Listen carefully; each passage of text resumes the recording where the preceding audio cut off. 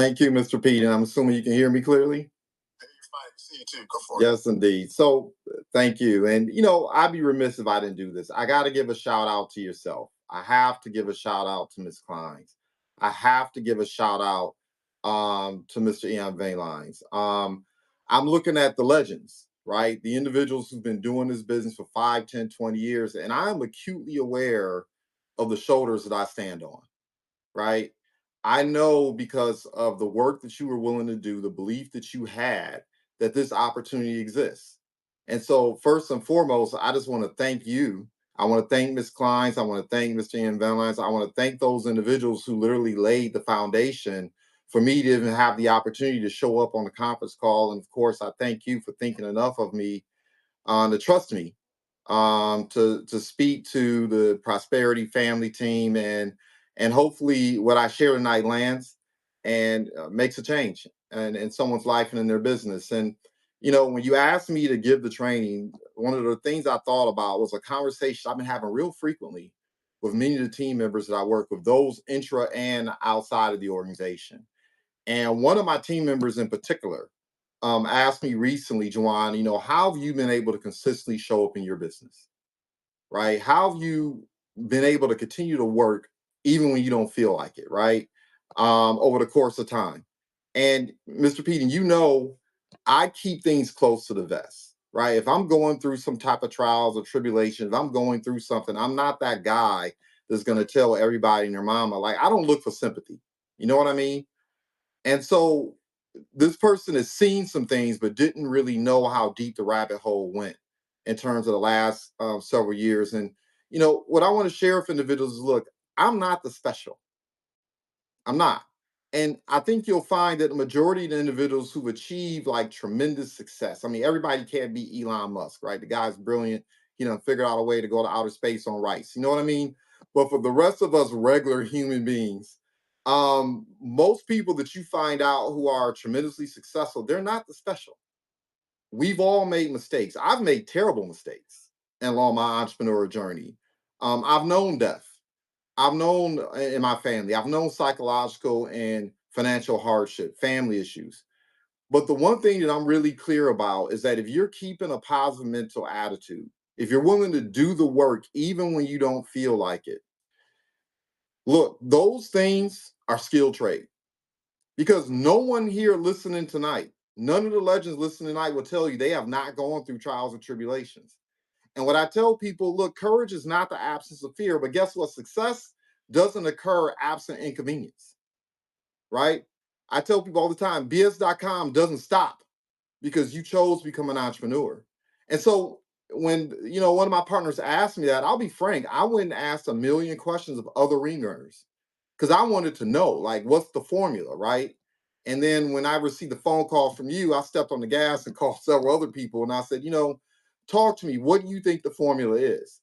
And so what I'm going to share with you tonight, yeah, it comes from my perspective, but I'm going to tell you, it comes from the perspective of at least 5, 6 other ring earners that I've had the opportunity to speak with over the last 48 hours.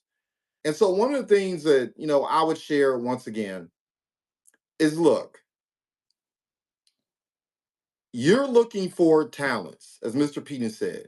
You're looking for skills. You're looking for attributes oftentimes. But I'm going to tell you what you're not looking for. It's the thing that you're not looking for that really separates those individuals who achieve on a consistent basis from those who don't.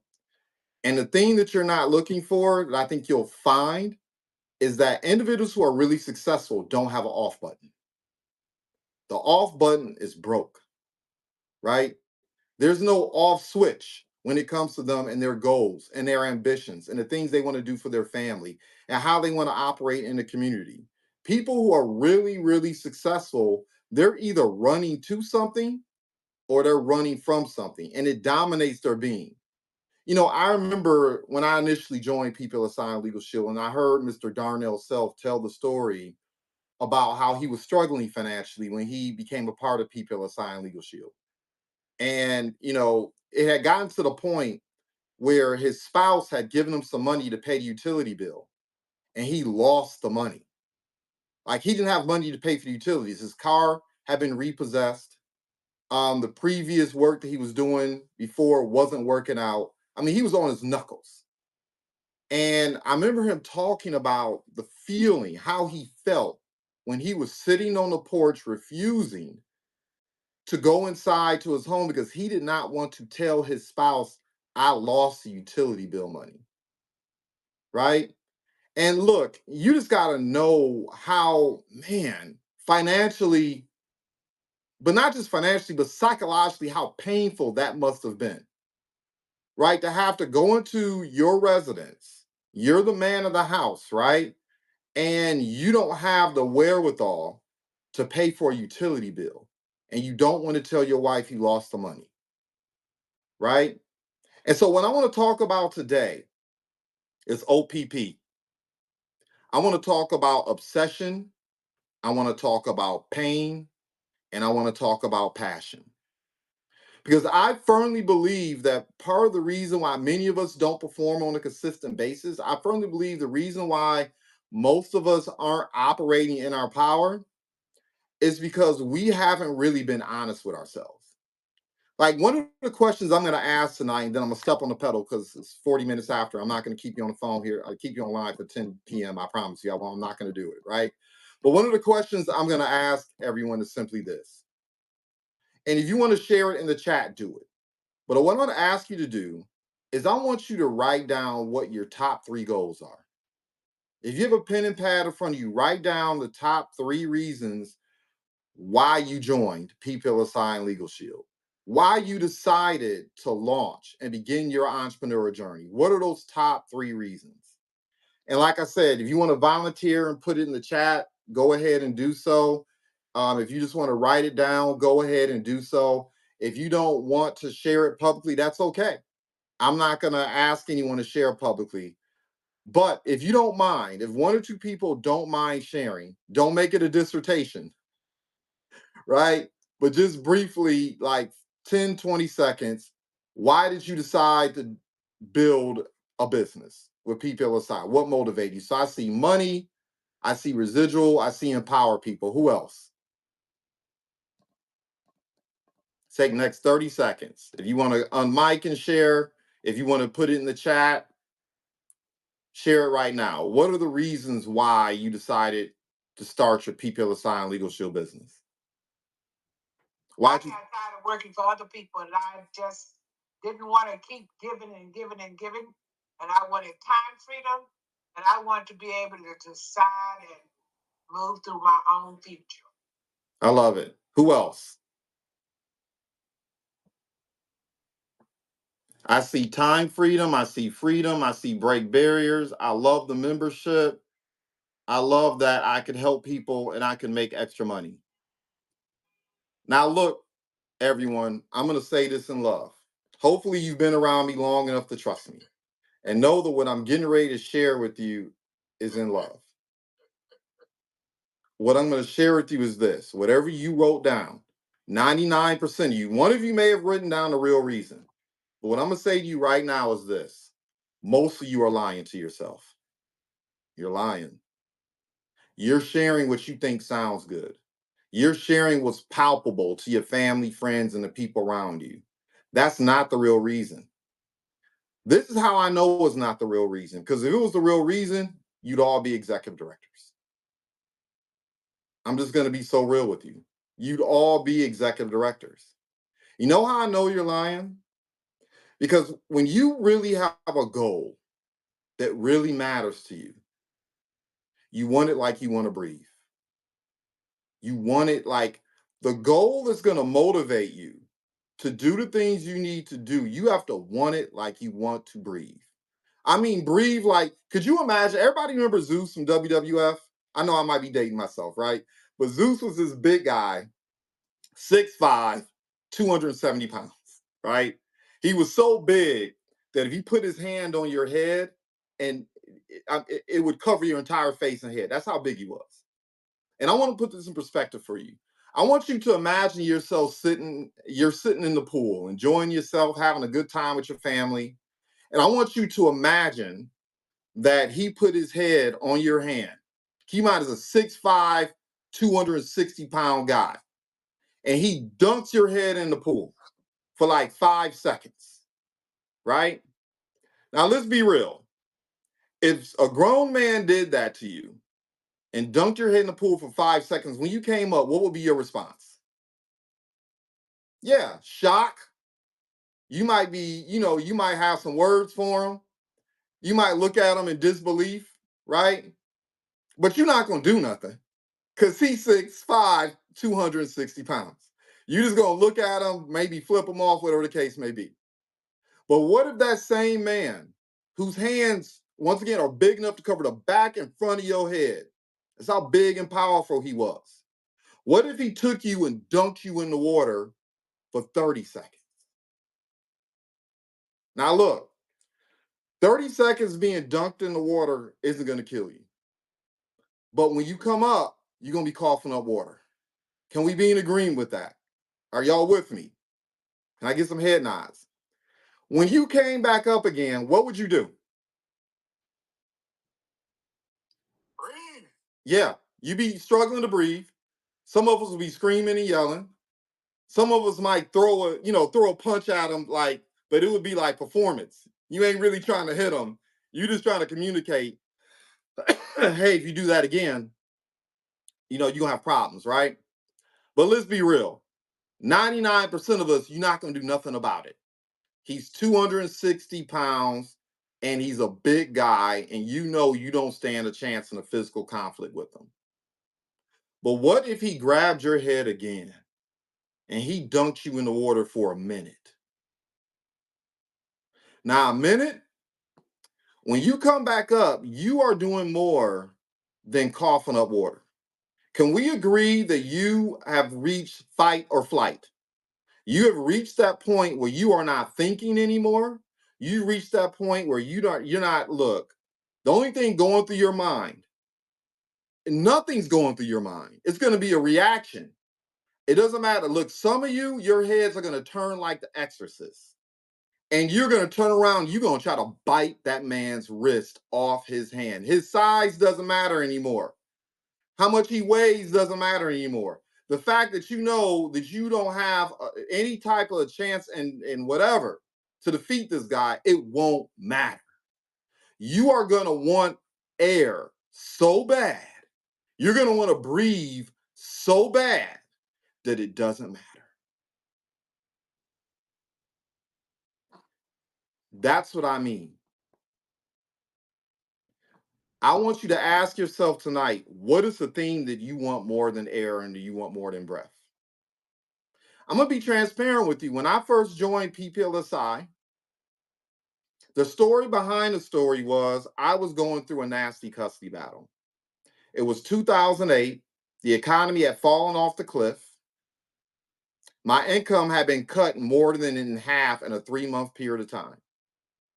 And I was in the hole well over $15,000, $30,000, and I did not have the money to continue to pay a family law attorney. I did not have the money. I didn't have it. I would have had to file bankruptcy. It just wasn't going to happen. And I dragged my feet on PPLSI. I did. My story is I tell people my first month earned 500, my second month 1,000, my third and fourth month extra 2,500. Then I had a $2,000 day, and then I had a $10,000 day. That's the story I tell people, right? But that didn't happen when I first joined. I don't even think I fast start qualified. But the moment I got that first enrollment, that deposit hit my account, it became real. And I didn't do PPLSI because I was passionate about PPLSI, not in the way that I am today. I didn't do PPLSI because the membership was that powerful. That was not that much of a motivation. But yeah, the service made sense. I thought everyone should know about it, but that wasn't going to motivate me to do what I did. To go from zero to director and executive director in less than a handful of months, not knowing nothing but nothing. What motivated me was I was not going to be in a situation where I was not going to give my child something I didn't have growing up, which was present parents. I wanted that like I wanted to breathe. The pain and the agony of knowing that I would have been deprived of time with my children is what motivated me more than anything else. There's nothing anyone could have said to me that would have swayed me. There is no car accident. There was no death in the family. There was no disability. There was no disappointment. It didn't matter how many no's I had to go through. It didn't matter if I had to, because we didn't have Zoom. So I drove 2 and 3 hours across Michigan sometimes and to other states to do open houses, to what we call PBRs, right? I was obsessed. I was in pain and I was passionate. And, after that transpired and I was able to earn the money I needed to earn, you fast forward last year, and I'm going to tell you right now, guess what motivated me again last year? Same situation. It was a conflict over my children. If any of you have watched me do a training or do a briefing or get involved in anything, you always hear them in the background, right? I'm always shooing them away. And then my daughter, she don't care. She'll just run up and hug me in the middle of a presentation. It don't matter. Live presentations, Zooms, it doesn't matter. And you got to know that when I say I would take a bullet for my children, I would do that. And last year was the same thing. I wasn't quote unquote broken on my knuckles, but I needed an extra $50,000, $75,000 to do what I had to do to create the situation I needed to create so I could retain custody of my children. Right? And I'm not saying you have to have the same reasons that I had. But what I'm saying to you is, do you really have goals that you're obsessed with? Are you really like passionate about your reasons for building this business? Or are you saying things that just sound good? Right? I am obsessed with demolishing disenfranchisement. I grew up in a community and an environment where I saw smart people and good people lose every single day. I didn't grow up in well manicured neighborhoods. I didn't grow up in places where people had high paying jobs. I didn't grow up in environments where people were winning. And so when I think about this business, I am passionate about solving people's problems who grow up in the same environments I grew up in. My enemy can never be one individual or another associate. Like, I'm driven by the desire to set people free from the demons of poverty, ignorance, and spiritual starvation. Those are my enemies. Have you defined your enemy? Because maybe you're not passionate about something, but maybe you have enemies that you need to vanquish. Have you taken the time to write those things down? Those are the things I think about. Those are my enemies. See, some of you, your goals aren't big enough. You haven't defined a big enough enemy. You haven't come to terms with the pain you may be going through. Because if you're going to do entrepreneurship, if you're going to do it, man, look, entrepreneurship is one of the most difficult things you can do. Let's just be real. Like, I'm not going to candy coat it for you tonight. Because if everyone could do it, they would. The juice is worth the squeeze, make no doubt about it, right? Financially, I would switch with Ms. Klein, Mr. Pete, and Van Lines in a split second. Man, look, they're not earning $1 million a year, but let me tell you, when you're earning 6-figure plus, passively, residually, you feel like a multimillionaire. Believe, right? And I firmly believe that, look, it is so tough to make smart decisions in terms of your family. It's tough to be your best self. It's tough to be the person you need to be, right? To be as divine as we're all born to be when your stomach is touching your back. You make decisions out of emotion, you make it out of desperation, selfishness. Look, the primary reason why you ever come across someone and it's like they're opposing you for no reason. They just can't believe that you want to support them. They can't believe that you want to help them. They can't believe that you are 100% genuine. They just can't believe you could be possibly that altruistic. You want to know why? Because they're constantly seeing people lose around them. They're constantly seeing people who are desperate. They're constantly seeing people who are selfish. They're constantly seeing people who can't see beyond the day and beyond the check. That's the primary reason why people fight against you. Their dreams and their beliefs aren't big enough. And they're looking at you like, who are you to be thinking win-win? See, you can't be wishy-washy about this stuff. And that's why some of you don't have success. You're being wishy-washy about this. You need to really ask yourself, what are you passionate about? What are the problems you want to solve? Once again, you don't have to have my reasons, but you need to have a reason that is reflective of you, that comes from your life, from your circumstance. You know, El-Haj Malik Shabazz, otherwise known as Malcolm X, said, if you stand for nothing, you'll fall for anything. Some of you are not standing 10 toes down. So that no knocks you over. You're falling for anything. You're falling for the excuses. That's what's really going on. And you got to know when you draw a line in the sand, inevitably there's going to be opposition. There's going to be adversaries. There's going to be difficulties. You're going to create it because you've drawn a line in the sand. We live in a social media world, man. People will find an excuse not to like you for anything. Much less you making a decision that you're going to be something they're not accustomed to. And once again, how big is your why? For me, it's about changing my family lineage. People are going to ask you, who are you to believe you can change your family? I haven't been able to. Who are you to believe you succeed? Who are you to believe you can be financially independent? Who are you to believe that you can build a multi-million-dollar business part-time, spare time? I've been working for 20, 30, 40, 50 years of my life, and I'm still earning 30, 50K a year. Who are you to believe that that's possible and that you're going to do it? Man, if you're that guy or that girl, people are going to oppose you anyway. And if you've made a decision to build a business as an entrepreneur with PPLSI, you made a decision to sidestep, to funnel the mediocrity and disbelief in people's lives, right? Because that's what's going on. That's why people ask me all the time, why is the business so difficult? Why is the business so difficult? Look, we are spiritual beings having a physical existence. And that's what you're really fighting with people about. It's that disbelief.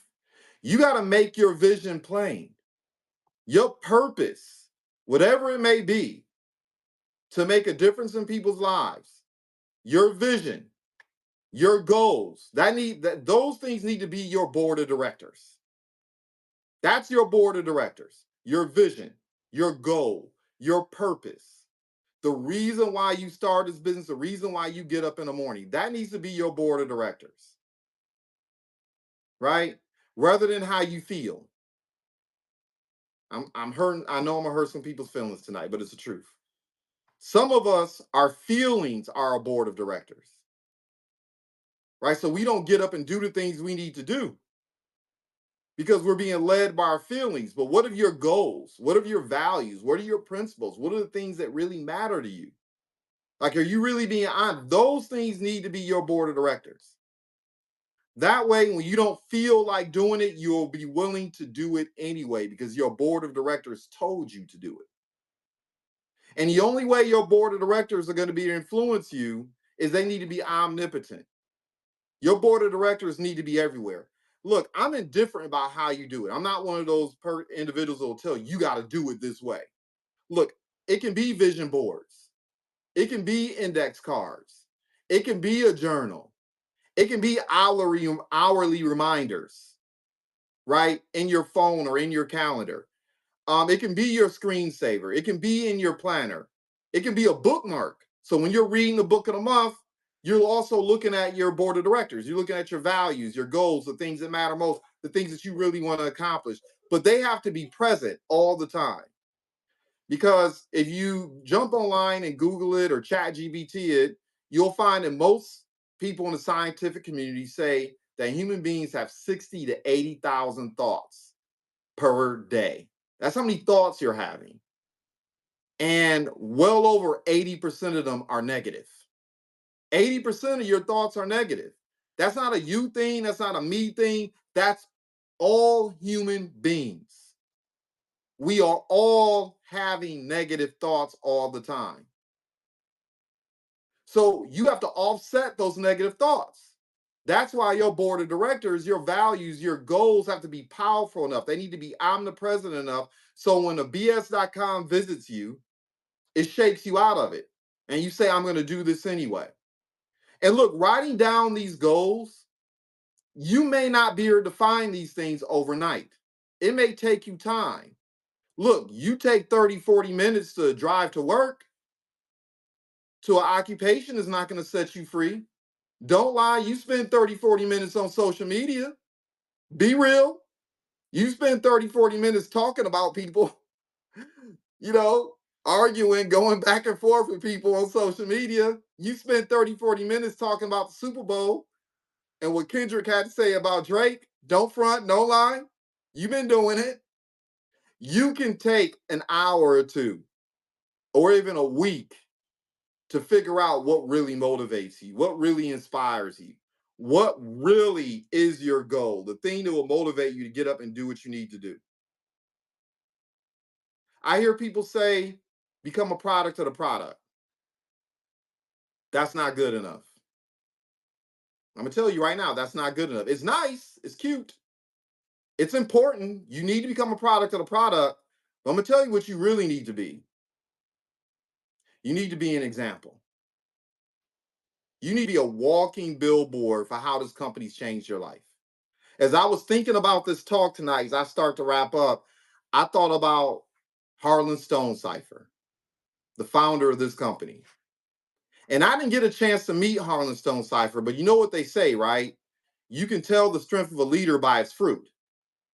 I had a chance to meet Harlan Stonecipher's fruit. And what I am certain of, and what I know for certain, is that he was a change agent. He was a grow giver. He was a prosperity partner. He just believed in the product. He believed in the capacity of this company to elevate people's lives. And I think it's just such an incredible blessing that we get to do this business. Not we have to do that, we get to do it. Like he believed this business could literally solve people's problems and elevate them to wherever they needed to go.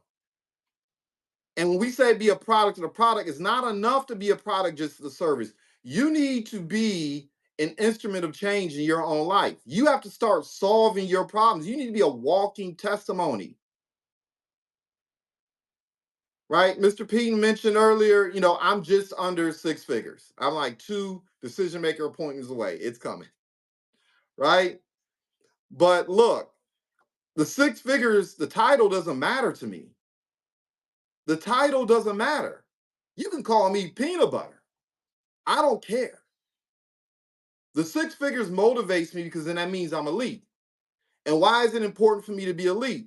Because if I'm elite, that means I've built a business that will pay me a passive residual income six figures, which means if I get hit by a car yesterday, my children who are in the adjoining room are taken care of. That's why it matters. I'm obsessed with that. Right? It's all I think about. I think about the peace of mind of being to live the life that Mr. Peden's living. I'm not going to tell his story tonight, but man, Mr. Peden's story motivates me all the time to know that what he went through and this business and his PPLSI and Legal Shield family was there for him. Man, that just doesn't happen. And that can happen here at PPLSI and Legal Shield. I think about all the people that I know, good people who deserve that, but they've yet to prove themselves deserve it, right? That's what I think about. We are in the people building business. We build the people and then the people build the business. Mr. Peden, I remember when I first joined, that's what everybody talked about. They said, forget the money. That's going to come. Forget the skills. You'll learn the skills. Forget the habits. You'll learn the habits. Everything we do, everyone can do. We're in the business of building people. We're in the business of building an army. Right? And you're not going to be able to influence people until you become an example. Until you can tell a story. I can tell you, last several people I recruited, I told that story about how my back was against the wall and I had to do something for my family. I was not going to lose. it wasn't going to happen. What is that for you? Right? The last thing I'll leave you with is this, because I know some of you are still going to let the opposition knock you out your business sometimes. They're going to rattle you a little bit. And so I just want to leave you with this. Look, the reason why it's important for you to define your goals and your values and what victory looks like for you, and I said it earlier, right? You're pursuing the 20%. Some of you are getting mad at the 80 percenters. The 80 percenters are the people who aren't going to get it anyway. I'm just being so real with you. I have family members who are 80 percenters. Joanne, who do you think you are to be doing the things you're doing in the community and building this business and that and other? It's going to be your family. It's going to be your friends. It's going to be the people around you. You're spending too much time focused. I know 80% of people are going to be in opposition to me, not because I'm a bad person, but just because they don't believe what I believe. They don't want what I want. They don't have the goals that I have.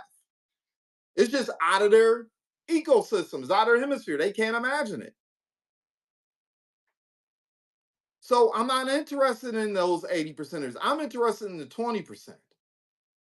The people who believe what I believe and want what I want. If you ask any CEO of any company, they'll tell you that if you take the square root of a company staff, so if they have 100, it's 10 of them that's moving the thing. You take the square root of any company, and if you've gone to church, been any part of a nonprofit organization, if you've been a part of anything, you know this to be true. You have the people who just show up and don't contribute much or nothing. You have the people who are kind of active and involved. You know, they want to see it happen. They want to see it win. And then you have the people who are driving the thing. Can I get an amen? Can I get a head nod? Am I just talking to myself? We've all been there. So you take the square root of any business. So you have 100 people you're working with, 10 is driving the thing. You're focused on the 90 who aren't. Look, find your 10. Motivate your 10. Motivate those people who get it. Those are the people you should be working with. Stop letting folks who don't see it, don't believe it, don't have the drive. Look, I'm not saying discriminate, but I'm saying, look, Mr. Peter is smiling because he know what I'm talking about. Right? Sometimes I'm the bad guy, right? But I'm going to give you the truth. Be an example so you can motivate the other people who want it. But focus on your 10. Solve the problems. Build the people. Right? And, that's what I would share with you in terms of mindset and frameworks that I know have served me. And that's the feedback that I receive from several individuals who are ring earners in the business, right? And, hopefully I don't expect this is going to land with everybody. I don't expect everyone's going to take action, but you know what? I'm indifferent to an extent. I want the people who are drawing a line in the sand, who are ready to get after it. This was for you. And if you're not there, call up your leadership and they'll talk to you and they'll get you there. But for those who are there tonight, this is the attitude and the framework and the mindset that I encourage you to adopt.